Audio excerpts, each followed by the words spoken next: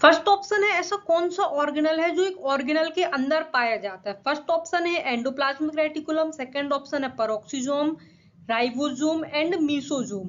Please comment the right answer. देखो peroxisome तो खुद ही एक ऑर्गेनल है, ईआर भी ऑर्गेनल है, मीसोसोम भी एक ऑर्गेनल है, लेकिन जो राइबोसोम है वो एक ऐसा ऑर्गेनल है जो कि क्लोरोप्लास्ट एंड माइटोकॉन्ड्रिया जो खुद भी एक ऑर्गेनल है उनके अंदर पाया जाता है। ठीक है, इससे ये आपके नीट के एग्जाम में आया हुआ है।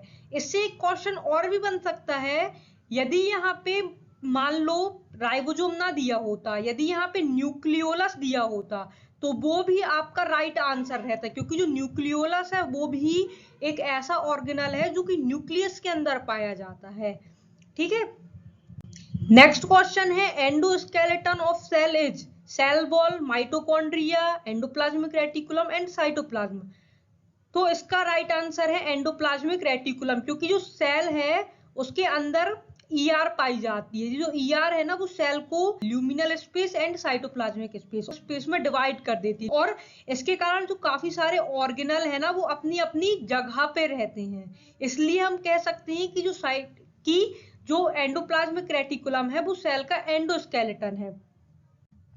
नेक्स्ट क्वेश्चन है major site for synthesis of lipid is mitochondria, smooth endoplasmic reticulum, rough endoplasmic reticulum और न्यूक्लियोप्लाज्म। तो इसका सही आंसर है स्मूथ एंडोप्लाज्मिक रेटिकुलम, क्योंकि जो स्मूथ एंडोप्लाज्मिक रेटिकुलम होती है जिनकी सरफेस पे राइबोसोम प्रेजेंट नहीं रहता है वहां पे ही हमारे लिपिड्स बनते हैं। ठीक है, देखो जो आरईआर है इसमें प्रोटीन की सिंथेसिस होती है एंड माइटोकॉन्ड्रिया में तो एनर्जी बनती है ना। तो इसका राइट आंसर होगा smooth endoplasmic reticulum. Next question है Golgi complex play a major role in. Golgi complex का मेजर रोल क्या है? फर्स्ट ऑप्शन है post translational modification of protein and glycosylation of lipid, trapping light and transforming it into chemical energy. देखो ये काम तो mitochondria का है, डाइजेस्टिंग प्रोटीन एंड कार्बोहाइड्रेट ये काम लाइसोसोम का है, एंड एनर्जी ट्रांसफॉर्मिंग ऑर्गेनल ये काम माइटोकॉन्ड्रिया का है।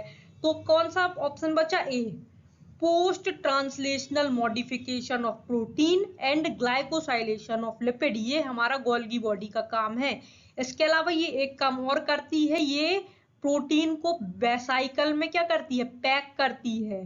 ठीक है, यदि इसको प्रोटीन मिला है तो इससे ये ग्लाइकोप्रोटीन बना देगी, और यदि लिपिड मिला है तो उससे ये ग्लाइकोलिपिड बना देगी।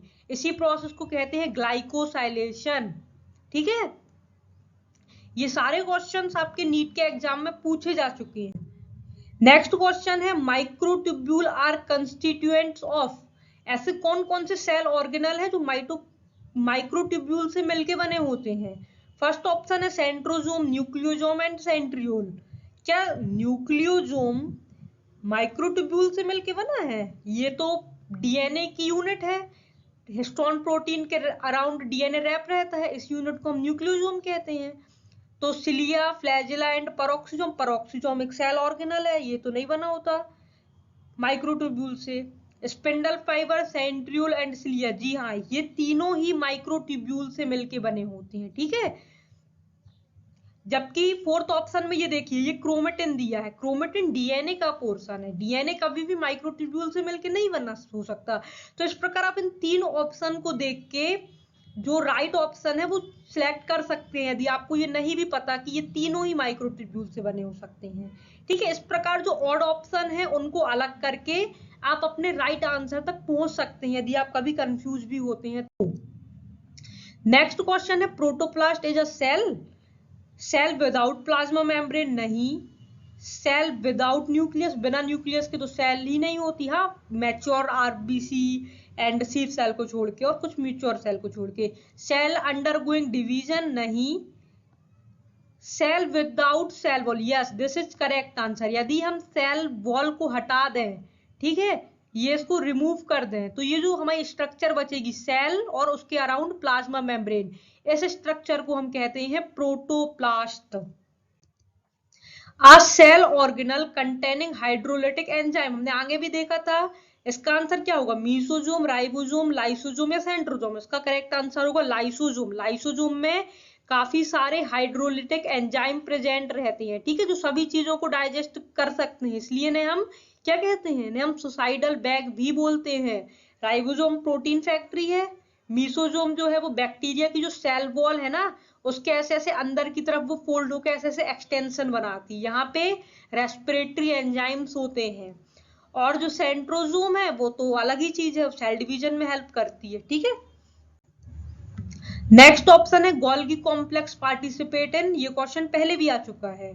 रेस्पिरेशन इन बैक्टीरिया, अब भी हमने देखा ये काम मीजोजोम का है। फॉर्मेशन ऑफ सीक्रेटरी वेलिकल, यस ये गोल्गी कॉम्प्लेक्स का ही काम है। Fatty acid breakdown, fatty acid का ब्रेकडाउन माइटोकॉन्ड्रिया में होता है, ठीक है। जो स्मॉल फैटी एसिड होते हैं ना उनका ब्रेकडाउन माइटोकॉन्ड्रिया में होता है। एक्टिवेशन ऑफ अमाइनो एसिड, ये तो हमारा साइटोप्लाज्म में होगा। नेक्स्ट क्वेश्चन है which of the following event does not occur in RER, ऐसा कौन सा फंक्शन है जो आरईआर का नहीं है। क्लीवेज ऑफ सिंगल पेप्टाइड बिल्कुल है। प्रोटीन ग्लाइकोसाइलेशन ये भी इसका काम है। जो एन लिंक्ड ग्लाइकोसाइलेशन है वो आरईआर में होता है, जबकि जो ओ लिंक्ड ग्लाइकोसाइलेशन है वो गोल्गी में होता है।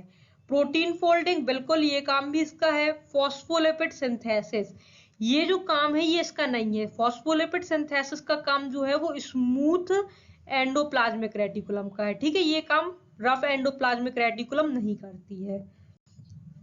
नेक्स्ट क्वेश्चन है which of the following cell organelle is responsible for extracting energy from carbohydrate to form ATP. सीधा सा आंसर, इसका आंसर है माइटोकॉन्ड्रिया। आगे भी हमने देखा था ये। Which one does not differ in E coli and Chlamydomonas, देखो जो इकोलाई है वो एक बैक्टीरिया है, ठीक है, प्रोकैरियोटिक सेल है, जबकि जो क्लेमाइडोमोनास है वो सिंगल सेल एल्गी है, मतलब ये यूकैरियोट है। तो इनमें देखो सेल वॉल तो दोनों में अलग होगी, राइबोसोम अलग होंगे, प्रोकैरियोट में 70s होते हैं जबकि यूकैरियोट्स में 80s होंगे। क्रोमोसोमल ऑर्गेनाइजेशन भी बिल्कुल डिफरेंस होगा, सिर्फ एक चीज दोनों में सेम होगी, वो होगी सेल मेम्ब्रेन। जो सेल मेम्ब्रेन है वो प्रोकैरियोट्स की एंड यूकैरियोट्स की सेम होती है, ठीक है। नेक्स्ट क्वेश्चन है these short and long arm of some metacentric chromosome are referred to है। देखिए ये क्रोमोसोम है, एक इसकी लॉन्ग आर्म है एक इसकी शॉर्ट आर्म है, तो इसे हम कहेंगे सब मेटासेंट्रिक क्रोमोसोम, ठीक है। अब इसकी जो ऊपर वाली आर्म होगी उसे क्या कहेंगे, नीचे वाली आर्म है उसे क्या कहेंगे। S and I arm, P and Q arm, Q and P arm, M and N arm. तो इसका आंसर है पी एंड क्यू आर्म। ऊपर वाली आर्म को हम पी आर्म कहते हैं जबकि नीचे वाली आर्म को हम क्यू आर्म कहते हैं, ठीक है। नेक्स्ट क्वेश्चन है important side of formation of glycoprotein and glycolipid in eukaryotic cell. अभी बताया था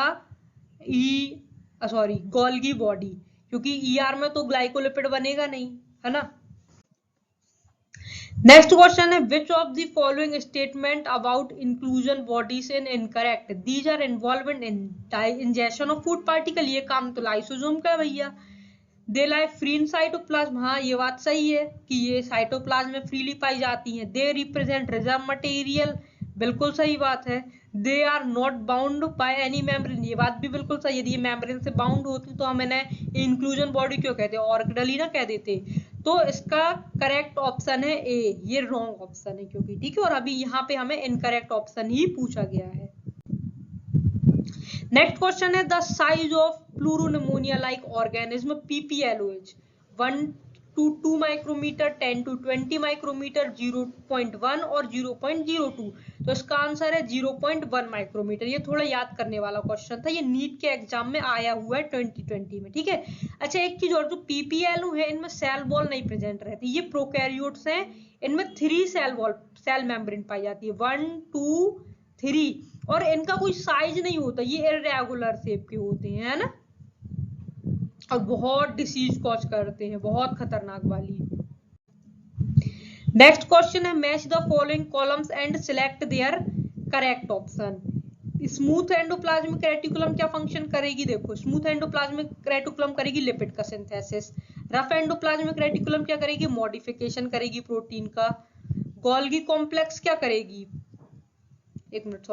जो रफ एंडोप्लाज्मिक रेटिकुलम है वो प्रोटीन सिंथेसिस करेगी, जो स्मूथ एंडोप्लाज्मिक रेटिकुलम है वो लिपिड का सिंथेसिस करेगी, जो गोल्गी कॉम्प्लेक्स है वो प्रोटीन को मॉडिफाई करेगी, ग्लाइकोसाइलेशन करेगी, एंड जो सेंट्रियोल है वो तो भाई अपना स्पिंडल फॉर्मेशन ही करेगा, है ना। अच्छा एक बात बताओ, जो प्लांट्स हैं उनमें तो हमारा सेंट्रियोल पाया नहीं जाता, क्योंकि उनमें स्पिंडल फॉर्मेशन नहीं होता। उनमें स्पिंडल फॉर्मेशन होता है, क्योंकि क्या होता है, इनमें सेंट्रियोल तो नहीं पाया जाता, लेकिन सेंट्रियोल के चारों ओर जो एक स्पेस पाया जाता है ना, जिसे हम कहते हैं पेरीसेंट्रियोलर स्पेस, ये पाया जाता है। प्लांट सेल इसी से स्पिंडल का फॉर्मेशन कर लेते हैं, ठीक है। नेक्स्ट क्वेश्चन है, which of the following is an incorrect statement. ढूंढो। Nuclear pore act is passage for protein and RNA molecule in both direction between nucleus and cytoplasm. ये बात तो बिल्कुल सही है कि जो न्यूक्लियर पोर होते हैं इनसे होके ही तो हमारा सारा मटेरियल आता है, बाहर से अंदर एंड अंदर से बाहर। Mature sieve tube element possess a conspicuous nucleus and useful cytoplasm organelle। ये ऑप्शन बिल्कुल गलत है, क्योंकि जो मैच्योर सीप ट्यूब एलिमेंट हैं इनमें न्यूक्लियस एब्सेंट रहता है। जैसे जो मैच्योर आरबीसी है उनमें न्यूक्लियस नहीं होता ना, वैसे ही मैच्योर सीप ट्यूब सेल में भी न्यूक्लियस नहीं होता। Mitochondria are present both in plant and animal, ये बिल्कुल सही है। The perinuclear space form a barrier between material present inside. देखो ये दो न्यूक्लियर मेम्ब्रेन के बीच का जो स्पेस है ना, इसे हम कहते हैं पेरीन्यूक्लियर स्पेस। इस स्पेस से कुछ भी पास नहीं हो सकता, जो भी पास होगा वो न्यूक्लियर पोर से पास होगा, ठीक है।